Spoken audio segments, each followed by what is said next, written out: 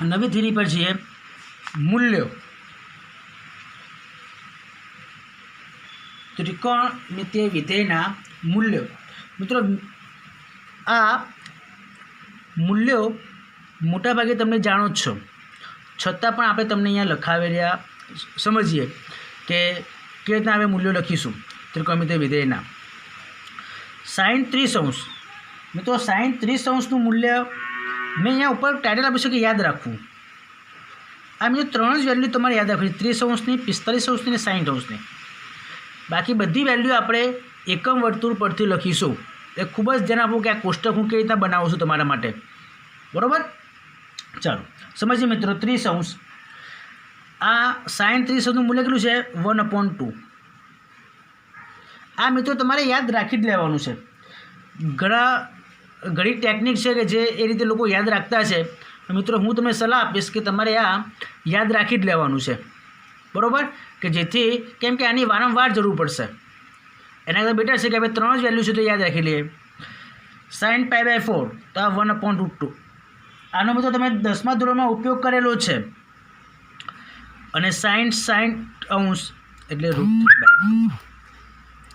આ સાઇનની ત્રણ વેલ્યુ મિત્રો તમે યાદ રાખી લો કે sin 30°નું મૂલ્ય કેટલું? તો 1/2। sin 45°નું મૂલ્ય કેટલું? તો 1/√2। sin 60°નું મૂલ્ય કેટલું? તો √3/2। બરાબર મિત્રો, અહીંયા મેં એને રેડિયન વેલ્યુ પણ લખી દીધી, તમને યાદ રહે। 30° એટલે π/6, 45° એટલે π/4 અને 60° એટલે π/3। એટલે કોઈ જગ્યાએ લખેલું હોય sin π/6 તેની વેલ્યુ કેટલી થાય? 1/2। sin π/4 તો એની વેલ્યુ 1/√2। sin π/3 તો એની વેલ્યુ √3/2।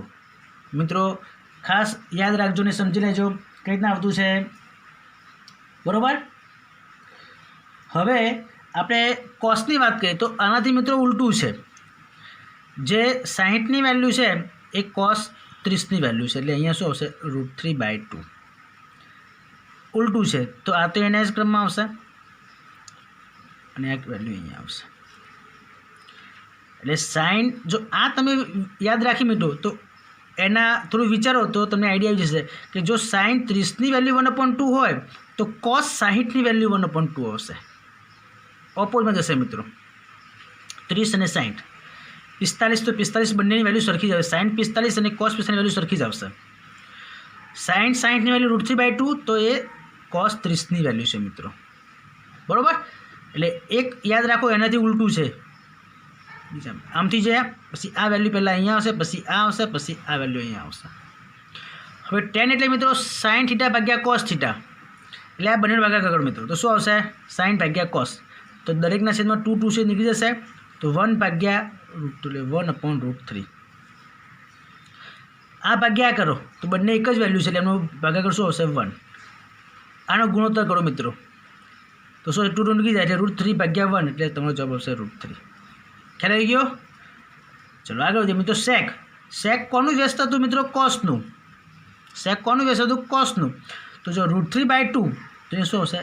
2/√3 એનું વ્યસ્ત કરી દો।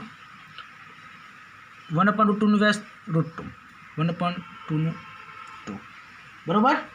એટલે સેકની વેલ્યુ આપણી પાસે 2/√3, √2 અને 2 આવશે। કોસેકની વેલ્યુ શું આવશે? કોસેક કોનું વ્યસ્ત હતું? તો સાઇનનું વ્યસ્ત કરું, અહીંયા 2, અહીંયા આવશે √2, અહીંયા આવશે √3/2, સોરી અહીંયા ઉલટું કરવું પડશે આપણે, 2/√3, બરાબર। આઈડિયા આવી ગયો મિત્રો। કોટ કોનું વ્યસ્ત છે? ટેનનું વ્યસ્ત કરો, √3, એકનો વ્યસ્ત તો એક જ થશે।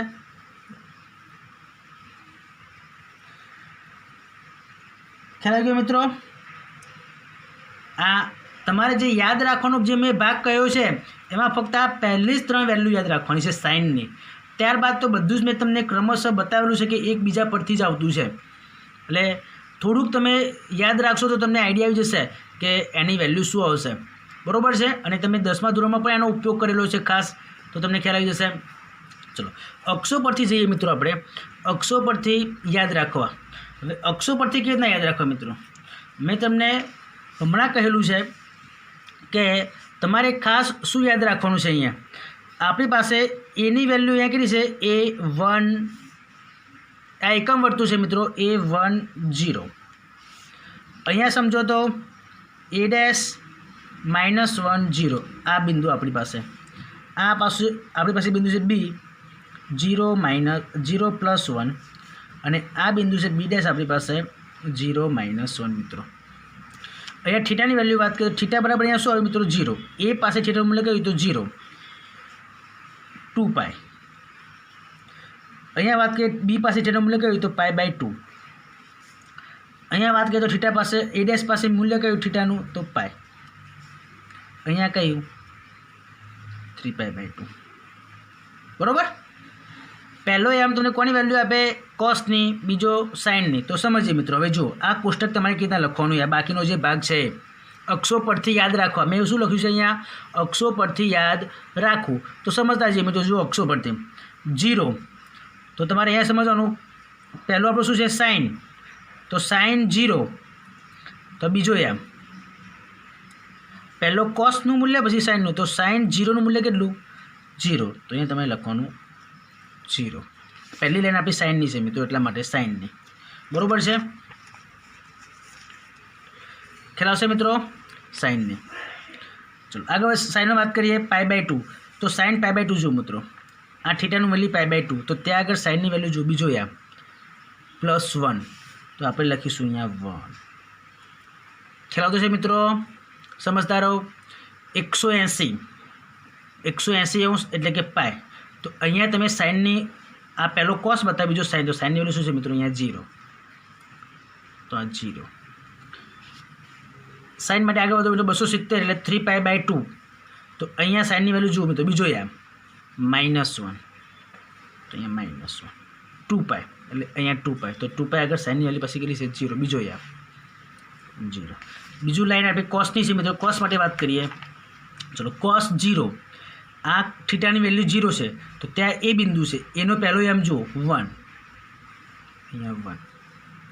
π/2 તો π/2 લે અહીંયા, ત્યાં પહેલો એમ જુઓ શું છે 0, તો 0. π તો અહીંયા π મિત્રો, πમાં પહેલો એક કોસની વેલ્યુ વાત કરતા છે, પહેલો એમ -1 તો -1. 3π/2 તો થીટા બરાબર 3π/2 મિત્રો અહીંયા આવતું છે. તો પહેલો એમ 0 તો 0. આગળ વધી મિત્રો 2π આગળ એની વેલ્યુ જો કેટલી છે 1. કોસ એટલે પહેલો યામ, સાઇન એટલે બીજો યામ. થીટાની વેલ્યુ કઈ તો આ A પાસે, A ડેશ પાસે, B પાસે અને B ડેશ પાસે થીટાની કઈ વેલ્યુ આવતી છે એ તમને યાદ હોવી જોઈએ. મેં તમને હમણાં પણ બતાવી છે અને આના આગળના લેક્ચરમાં પણ મેં તમને બતાવેલી છે કે A ડેશ, B અને B ડેશ પાસે થીટાના મૂલ્ય કયા આવતા છે. બરાબર. હવે મિત્રો આ બંને લખાઈ જાય પછી તો બહુ ઇઝી છે. tan એટલે sin ભાગ્યા cos. તો સમજો 0/1 એટલે શું આવશે 0. 1/0 છેદમાં 0 આવે તો આપણે શું એને કહીએ અવ્યાખ્યાયિત, એટલે આપણે ડેશ લખીશું. આગળ વધીએ 0/-1 sin ભાગ્યા cos થાય tan એટલે 0/-1. તો મિત્રો અહીંયા પણ આપણે 0 લખી શકીએ. બરાબર છે. આગળ વધીએ મિત્રો આપણે 0/- એટલે માઇનસ આગળ કહીએ પણ વેલ્યુ તો 0 છે, અંશમાં 0 છે એટલા માટે -1/0 મિત્રો, છેદમાં 0 એટલે આપણે ઇન્ફાઇનાઇટ જ રાખીશું મિત્રો, ડેશ. આગળ વધીએ મિત્રો 0/1 એટલે 0. એટલે તમે ધ્યાનથી જુઓ તો tan 0ની વેલ્યુ મિત્રો 0 થશે, tan 90ની વેલ્યુ તો ઇન્ફાઇનાઇટ થશે, ત્યાં 270ની વેલ્યુ પાછી ઇન્ફાઇનાઇટ થશે અને 360ની વેલ્યુ 0 થશે. હવે સેક એટલે કોનો વ્યસ્ત મિત્રો કોસનો. તો જુઓ 1નો વ્યસ્ત મિત્રો 1 થશે, 0નો વ્યસ્ત મિત્રો ઇન્ફાઇનાઇટ, 0નો વ્યસ્ત આપણને મળે નહીં એટલે ઇન્ફાઇનાઇટ. -1નો વ્યસ્ત મિત્રો શું થશે -1, 0નો વ્યસ્ત એટલે પાછું ડેશ, 1નો વ્યસ્ત એટલે મિત્રો 1. કોસેક એટલે ધ્યાનથી જુઓ કોસ એટલે કોનો વ્યસ્ત છે સાઇનનો, તો પહેલો ધ્યાનથી જુઓ અહીંયા 0નો વ્યસ્ત એટલે ડેશ, 1નો વ્યસ્ત તો 1, 0નો વ્યસ્ત ડેશ, -1નો વ્યસ્ત -1, 0નો વ્યસ્ત તો ડેશ. કોટ એટલે કોનો વ્યસ્ત? 10નો વ્યસ્ત, તો જો મિત્રો 10નો વ્યસ્ત 10 0, 0નો વ્યસ્ત એટલે ડેશ, -ઇન્ફાઇનાઇટનો વ્યસ્ત એટલે શું આવશે? 0. 1/0 હોય મિત્રો, જેને આપણે ઇન્ફાઇનાઇટ કહીએ, તો એનો વ્યસ્ત કરો તો 0 પર જશે, એટલા માટે તમારે અહીંયા વેલ્યુ થશે એની 0 થશે. ખ્યાલ આવી ગયો? જ્યારે પણ ડેશ આવે ને ડેશનો વ્યસ્ત આવે મિત્રો, તો તમારે એની જગ્યાએ શું મૂકવાનું? 0 મૂકવાનું છે. બરાબર? ખ્યાલ આવી ગયો? કોટ 90ના મૂલ્યમાં મિત્રો ખબર પડી? બરાબર, મેં તમને કેવી રીતે સમજાવ્યું છે? કોટ 90 એટલે 10નો વ્યસ્ત, બટ અહીંયા શું છે? ડેશ છે, અને ડેશનો વ્યસ્ત શું આવશે મિત્રો? તમારી પાસે આવશે ડેશનો વ્યસ્ત એટલે 0, ઇન્ફાઇનાઇટનો વ્યસ્ત એટલે 0, એટલે યાદ રાખજો કે ડેશનો વ્યસ્ત એટલે 0 થશે મિત્રો. આગળ વધીએ આપણે.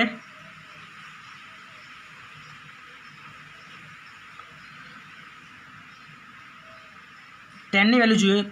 0નો વ્યસ્ત તો ડેશ,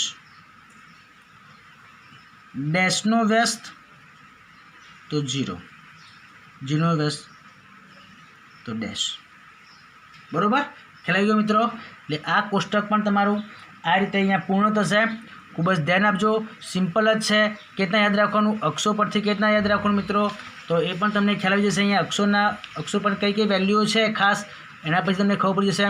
મિત્રો થોડું સમજવાનો પ્રયત્ન કરજો તો આવડશે. Thank you.